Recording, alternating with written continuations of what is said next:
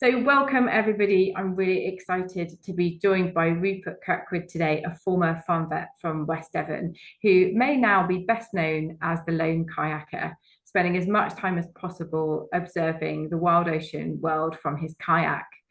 Rupert has clocked up over 35,000 kayaking miles over the last 20 years, kayaking around the world, but in particular around his doorsteps in Devon and Cornwall, taking great pleasure in the unobstructed view that it brings of ocean wildlife.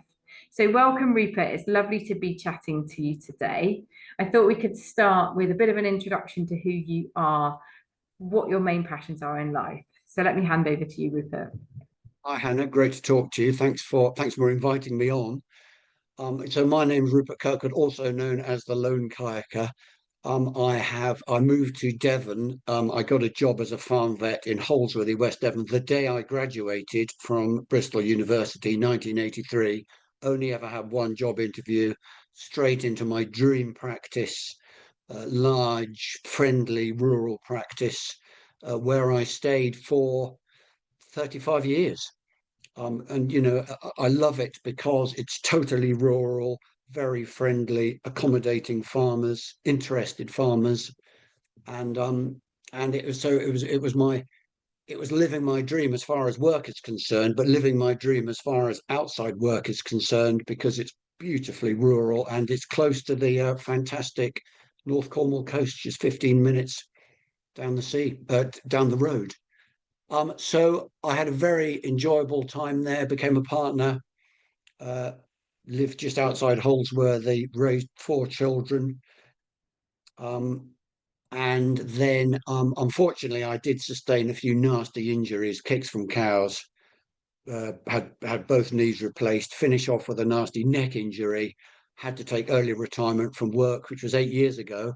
So after a little bit of time sort of recuperating, I then slipped seamlessly into my sort of alter ego, the lone kayaker, picked up my kayak and indulged in a combination of my lifelong passion for wildlife. I've always been one of those people that's done natural history, always looking around, with paddling my kayak. So I now just disappear off whenever I possibly can off of my kayak. And I'm either up the creek looking for otters, beavers now around the coast of southwest England, out along the coast enjoying the seals and the seabirds. Or my favourite place to go is far, far out to sea on a calm day, looking for dolphins, whales, etc.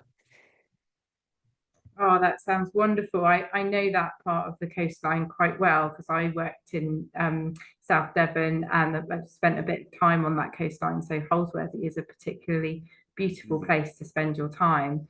So you went there after graduating and you obviously landed on your feet by finding a lovely practice to work in and had a really fruitful career. But where did your love of the oceans really come from? Yeah, okay. My father was a farm vet in Reading, where I was brought up. Um, and we used to spend many happy family days. It's funny looking back when you're younger, every day seemed sunny, didn't it? Uh, Dibbling around in the River Thames. I used to spend a lot of time dibbling around in the River Thames. And and then my father brought my brother an old canvas kayak. This is way back long, long, long ago, the 1970s. And my brother took me for little tours around a backwater of the River Thames, and I just remember it so well. Uh, Kingfishers zipping past. The thing I remember most actually was the waterfoals. It was in the days when waterfoals were plentiful, and not 10 yards would go past before you'd hear the plop of a waterfowl as it jumped off the bank into the river. Waterfoals, sadly, of course, almost completely eliminated from southern England by the escaped minks.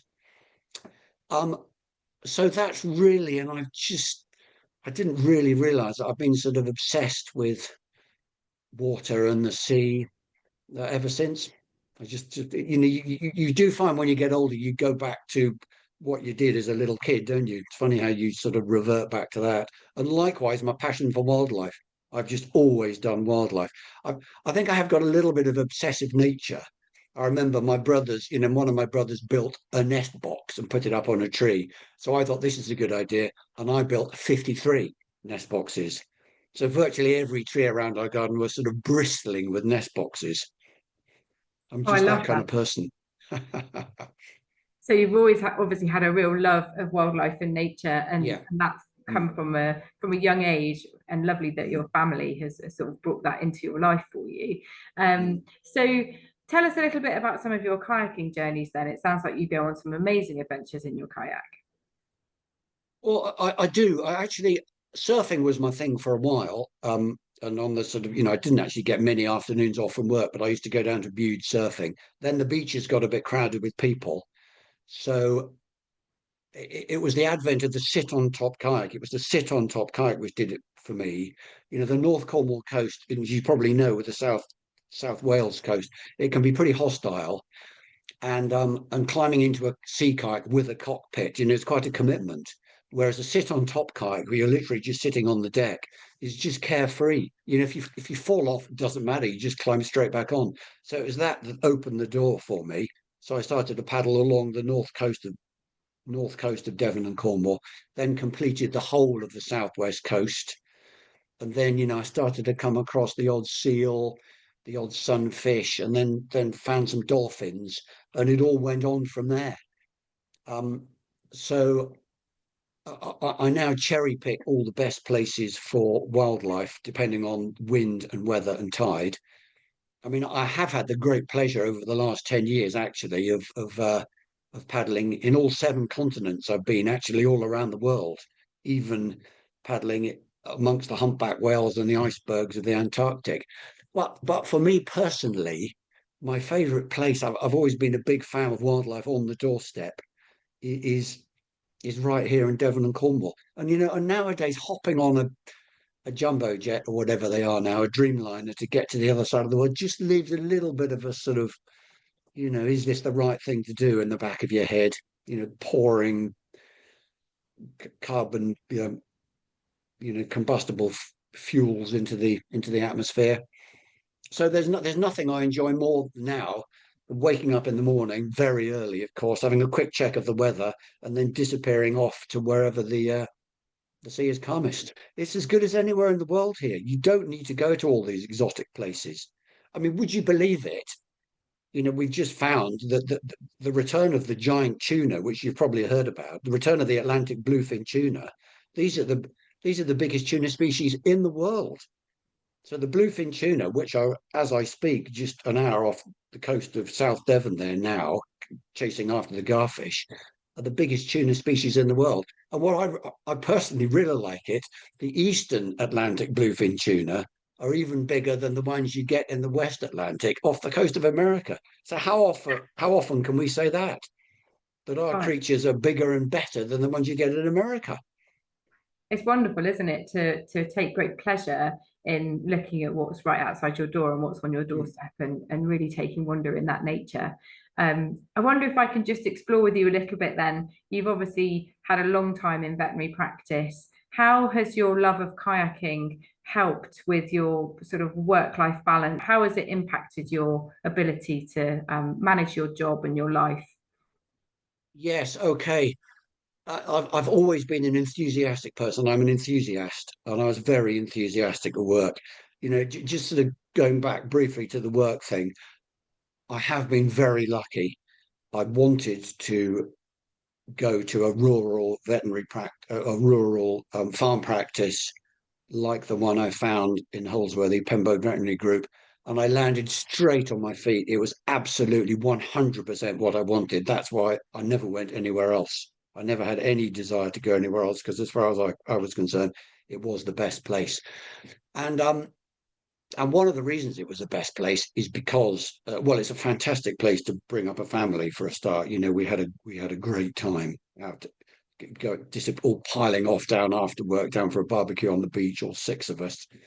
But for me personally, if I could go out and go surfing or paddle off out to sea and come back having seen some dolphins, it just teed me up. It spliced perfectly with work.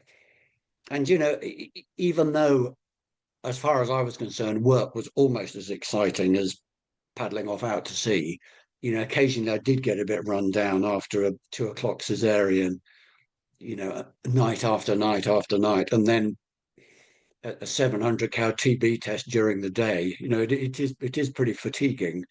So it's good to have a reboot. I always used to think when I went surfing, the first wave that broke over my head was like a sort of like one of those etch a sketches you had when you were younger, when you drew something and then shook it and it sort of rebooted. The wave breaking over my head was the same as that, same effect as that.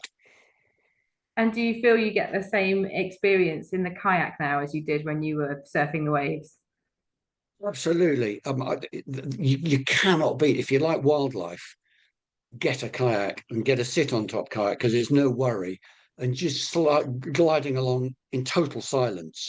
I mean, half the fun is seeing the creatures, but for me, half the fun is the total silence. So half the fun is hearing them, the peep of a kingfisher, the squeak of a young otter, and when I'm out to sea on a calm day, you can hear the puff of a porpoise, the splash of a dolphin, and occasionally the blow of a whale. You can hear them so far away that you can't even see them. And most people who go offshore looking for these sea creatures have got a boat with an engine, and the engine just ruins it for me. It's sort of not only can you not hear anything, it just sort of dumbs down your senses. Whereas if you're paddling along in complete silence, and what another great thing about the kayak, by the way, is you can't look at your phone like most people do on boats as I go past. Most people are staring at a blooming screen. You can't look at your phone because your hands are busy paddling. So you've got no option but to take in what's going on in front of you. Oh, that's wonderful. And have you brought your family along? It sounds like your family got you involved in kayaking in the first place. So have you brought your children into this at all? I have. They get infected by my enthusiasm. That some of them might say bored to death with it. But yes, my wife still comes along with me on my kayaking trips as long as it's hot and sunny and there's a few thermoses of tea involved. And all the children, especially number one son Henry, who has now followed in father's footsteps, and he's now a wildlife filmmaker in Bristol.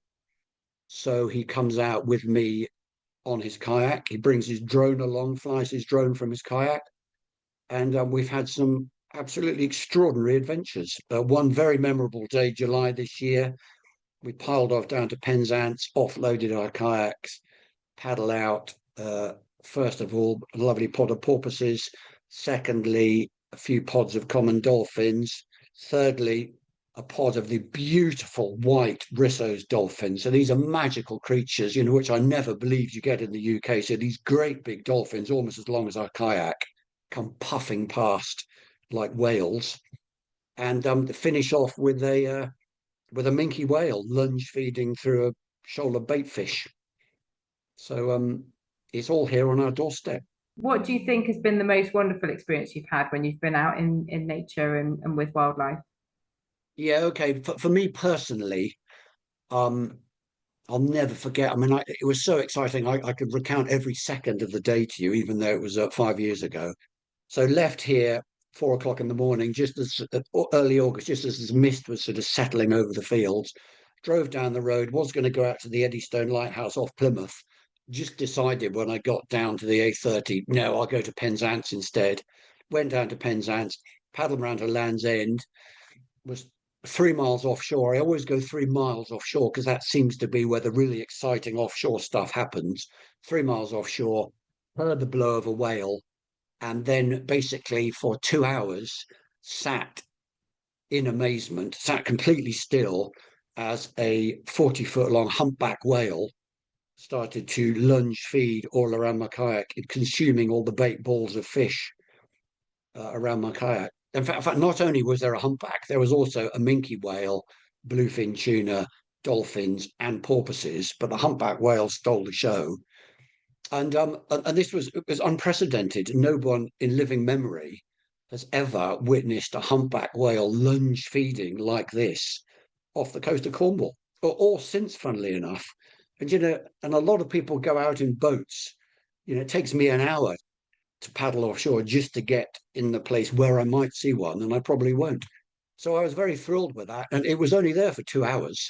So the chances of me, being in the right place at the right time was pretty slim. But it just goes to show, seeing these wonderful pelagic offshore sea creatures is the number you see is purely a reflection of how much time you spend grinding out the miles out there. And there's a nice little finish to this story. So I took a photograph of the humpback whale, and humpback whales can be identified by the markings on the underside of their tail flukes. So I sent it in to the people that record this kind of stuff. And they said, "This is lovely, thanks. This is your whale. You photographed it. No one's seen it before. You get to name it." So I was very flattered to be asked. And because the underside of its tail flukes were creamy white and it was in Cornwall, of course I had to name the whale Cream Tea. And it's now rather nice that my whale Cream Tea is now the most recited whale in the whole of the UK, I believe, because it's now been seen 15 times since off the coast of Cornwall, also twice off the Outer Hebrides and twice off the west coast of Ireland. Oh, that is absolutely wonderful. And what a total privilege to be able to name that animal. That's just Mm, marvelous, isn't it?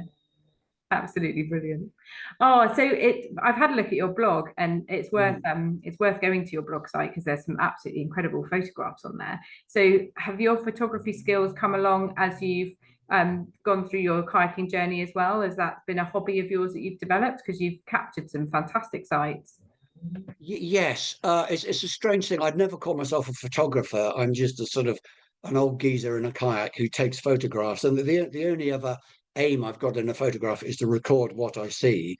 But it is a challenge photographing from a kayak because the kayak's always moving for a start. So it's a bit of a shutter speed challenge. Also, I don't have a waterproof camera. In fact, funnily enough, actually, it just happens to be here in front of me. I don't have a waterproof camera, and it's not a DSLR like photographers use. It's just a sort of super zoom bridge camera. So I keep it in a dry bag behind me in my sit on top kayak. So whenever I see a creature, I just have to sort of get it out, unfurl it, and then move as quickly as possible before the creature disappears. And it takes 15 seconds to get it up and running. So half the time, whatever's there has gone. That's what appeals to me enormously, the enormous difficulty of getting out there to see these creatures and the enormous difficulty of photographing them. Sometimes it's also nice just to capture it with your eyes, isn't it? And it's a Of sight course, for yes. you only and not for anyone else, something for you to just Mm. enjoy and yeah, remember yourself in your own mind. But also lovely to be able to share with everyone else. So what's your next adventure? Have you got another adventure planned that you're going to be doing, or is it just going to be getting out on a regular basis as often as you can in the kayak? Well, I've got my ambitions really are based around southwest England. I do love it so much. I mean, it is very challenging just having a day calm enough to head offshore to see the creatures I really want to see. Like even in the summertime, it's got to be flat calm. Even in the summertime, for a whole day to be flat calm is actually quite unusual. So it's very challenging. But there's certain creatures I want to see. More whales. There's more whales which you do get around the coast. You've probably heard, living in South Wales, that the fin whales, the really big whales, second only in size to blue whales, are making a bit of a comeback. And they do just nose just about within kayaking range off Cornwall. And I just missed them this year. I went out with a friend 8 miles offshore, and we should have gone a bit further. And I believe the fin whales were another couple of miles further out. So that's my number one aim. But also, there's the occasional pod of orcas come wandering past, the occasional pilot whales. There's a few birds. I've never seen a long-tailed skua. Some of these magical little migratory birds that come past. I've seen the other three species of skua, but there's certain birds which I'd absolutely love to see. So my ambitions are very much based around the world class coast we've got around here, around Devon and Cornwall. It really is. It's on its day, it's as good as anywhere in the world. We're going to finish up with a quick fire round, if that's okay, Rupert. So Yeah. the first question I'm going to ask you is, what does sustainability mean to you? Sustainability, well, with regard to the sea, means cleaning up their environment, so reducing pollution. Well, and the main threat to sea creatures, of course, is fishing, overfishing, controls on fishing, also limiting the staggeringly destructive practice of bottom fishing. And bottom trawling basically means dragging a monstrous chain over the bottom of the sea and pulverizing the sort of, the beautiful habitat on the bottom of the sea.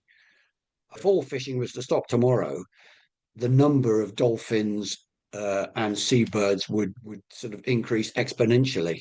It's the suppression of their food which affects them most.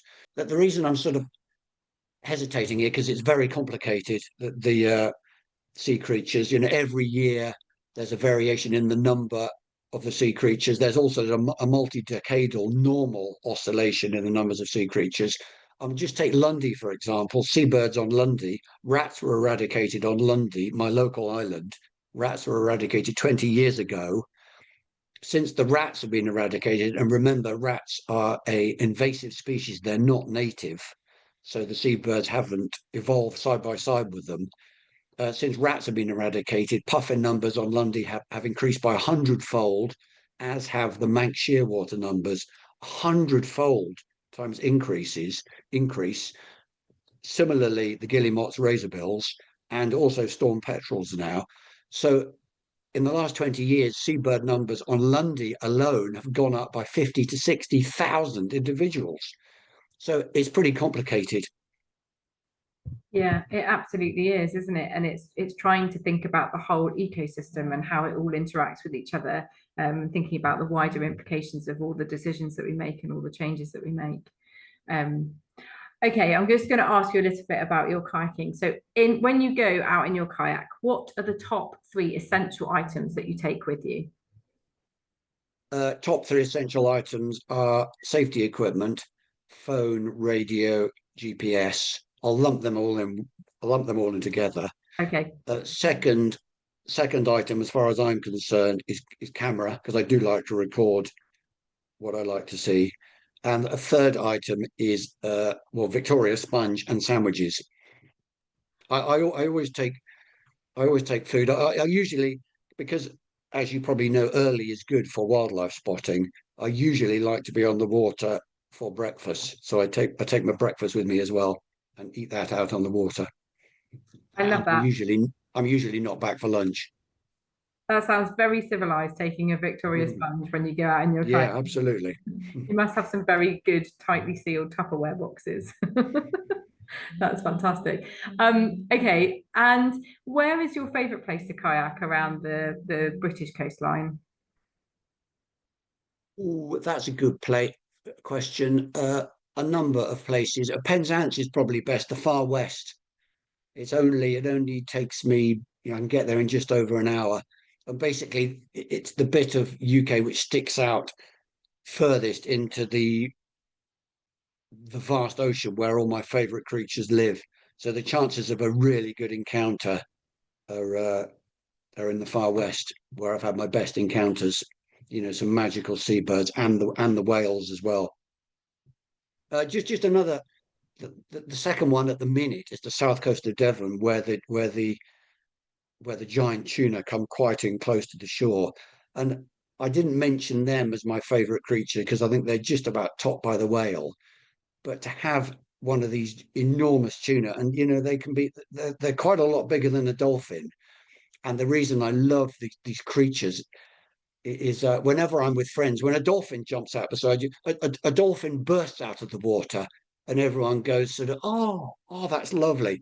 A tuna doesn't burst. A tuna explodes out of the water at staggering speed, and people, there's no smile on their face. People are just horrified, and they go, oh my, well, you can imagine what they say, but it's just, it really is. It's an extraordinary sight.